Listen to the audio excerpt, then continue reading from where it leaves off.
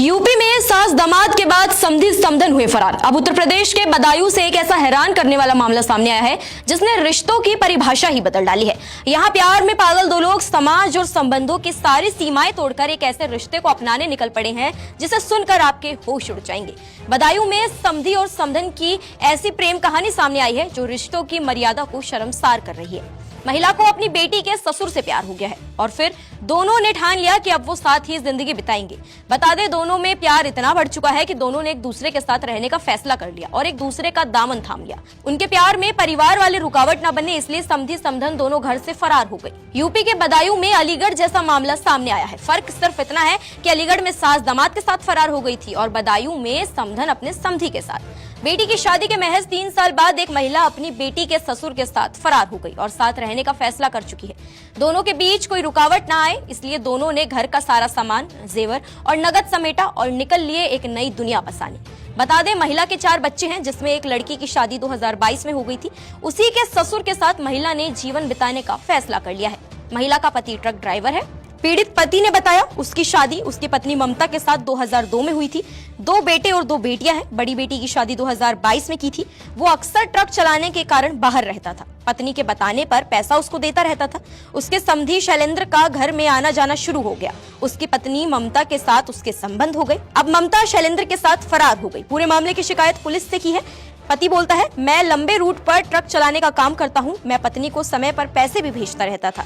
मेरी पीठ पीछे मेरी पत्नी मेरे समधी को बुलाती थी और रंगरेलियां मनाती थी। अभी उसने अपने समधी को बुलाया और उसके साथ फरार हो गई। वो घर में रखा सारा जेवर और रुपया लेकर भाग गई। दिल्ली टू काठमांडू गाड़ी चलाती हूँ। मुझे हो गए 2 साल चलाती है। मुझे पता नहीं मेरे घर में क्या होता है क्या नहीं होता है।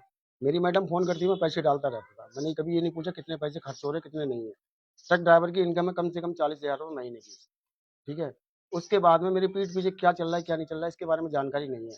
जब जानकारी पड़ी, मैंने कहा मैं घर आके बताऊंगा, ठीक है। इससे पहले 3 बार मैं हंगामा कर चुका हूँ। 3 बार भाग चुकी है अपने समधी के साथ में। इससे पहले भी बात इससे पहले भी मैंने फिर भी इसे रख लिया घर में। मैंने अब चलो अगली बार सुधर जाएगी, वो नहीं सुधरी। तीसरी बार ये हुआ 11 तारीख की रात में 11 बजे, जिस दिन आंधी और पानी आया था।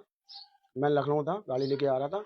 उसे पता लग गया ये आ रहा है कलेश हो घर में। समधी को फोन किया, 700 रुपये वहाँ से गाड़ी करके आया। गाड़ी वाले का नंबर है, गाड़ी वाला खुद जान गया। इसी पर महिला के बेटे का कहना है, मेरे पापा घर पर नहीं रहते थे।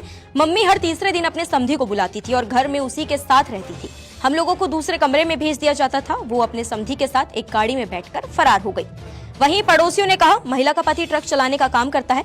महीने में वो 1-2 बार घर आता था। महिला इस बात का फायदा उठाती थी और अपने समधी को घर में अक्सर बुलाती थी। रात के 12 बजे अक्सर घर आता था और सुबह जल्दी निकल जाता था। महिला को भी वही लेकर गया है। वो समधी के संग गई थी। क्या नाम है समझी? शैलेंद्र।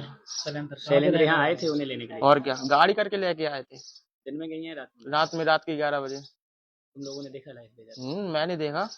तो शैलेंद्र क्या यहाँ तुम्हारे घर पे आता था? क्या करता? आता था, 3 दिन आता था, एक दिन छोड़ के। रात में भी ठहरता था? और क्या। अभी तुमने ये बात अपने पापा को बताई? मैंने जी ने बताई कलेश ना हो। अब जब सर से पानी ओवर हो गया तभी मैंने बताई। रिश्तों की ये अजीब कहानी फिलहाल सोशल मीडिया से लेकर गांव की गलियों तक चर्चा का विषय बन चुकी है। सवाल ये है कि प्यार में मर्यादा और नैतिकता की कोई जगह बची भी है या नहीं।